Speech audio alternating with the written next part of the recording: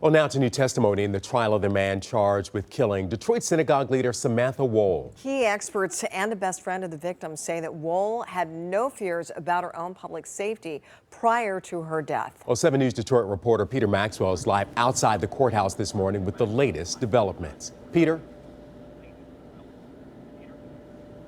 Well, the Michigan State Police lieutenant told the court that the fingerprints and the palm prints taken at the scene did not support a match with the defendant. And forensic experts, along with defense attorneys, have suggested that the scene was not properly processed.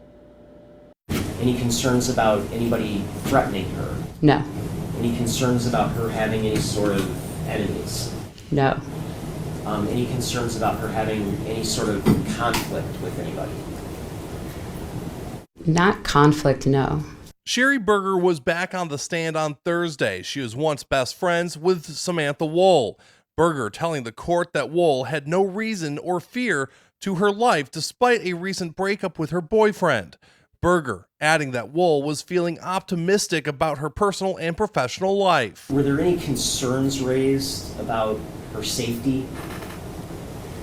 No. Agents and officers who were investigating the scene called the murder of Samantha Woll, the downtown Detroit synagogue leader, horrific and spoke about the processing of the scene. Because there was so much presumed blood in the area that when I sort of mentioned yesterday about taking pictures of the presumed blood with scale, so we had to have sort of zoomed in pictures. Federal and state agencies also assisted Detroit police in gathering evidence. We observed some foot impressions that appeared to be caused by a bare foot. There was no like tread pattern or anything like that. Yeah, so there was blood on the floor in the entryway, down a hallway, on the wall in the hallway, into the living room, and around the furniture in the living room. There was also some in a stairway that went down to the lower floors. The prosecuting attorneys continuing to call witnesses on Thursday, and an assistant medical examiner also testified to the number of stab wounds and other severe injuries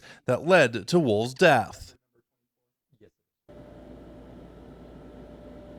And court has wrapped up for the week. The court will resume this trial on Monday. Reporting outside the Frank Murphy Hall of Justice, I'm Peter Maxwell, 7 News Detroit this morning. All right. Thank